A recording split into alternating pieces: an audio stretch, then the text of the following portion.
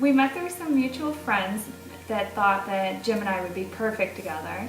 So they set us up on a blind date and we met at a bar, and I made two of my coworkers, which one of the girls is friends with her who knew Jim, and I made them stay with me until Jim came in, and then I kind of kicked him out once we hit it off. And then we went to a comedy club, and ever since we've just been hanging out. I walked in, she, did a little hair flick and smiled, and I was like, all right, here we go. I'm done. So no, she definitely has a spunk and personality to her that I'm just very attracted to, and I can't get enough of. We grew up about 15-20 minutes away from each other. He grew up in Kenston, I grew up in Macedonia, so our schools always played, each other in sport. And that's how we came up with the June 7th date. His number was always 67 in football, mine was always 14 in volleyball. 6, 7, 14 just happens to be a Saturday. I had to ask Lynn's father for her hand in marriage, and I chickened out 2 weeks in a row.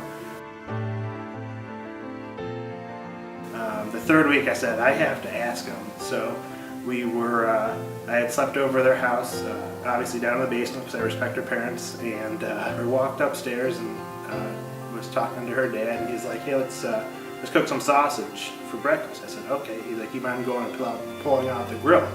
And had given all of her ex-boyfriends a nickname. So, but he's always just called me Jim.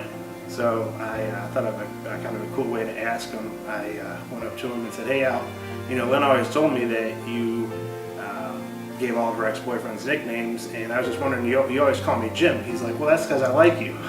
So I was like, well, here we go. And I was like, well, I got a pretty good nickname you can give me. He's like, what's that? I'm like, how about son-in-law? And he was like, you know what, I can do that for you. So after that, he actually offered me his mother's ring to incorporate into Lynn's ring.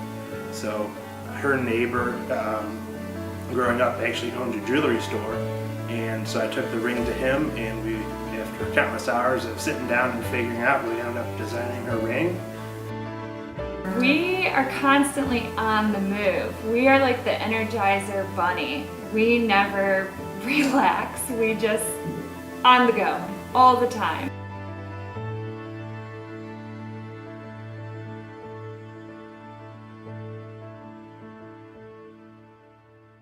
He's more the calm type of guy, and I'm the crazy girl. So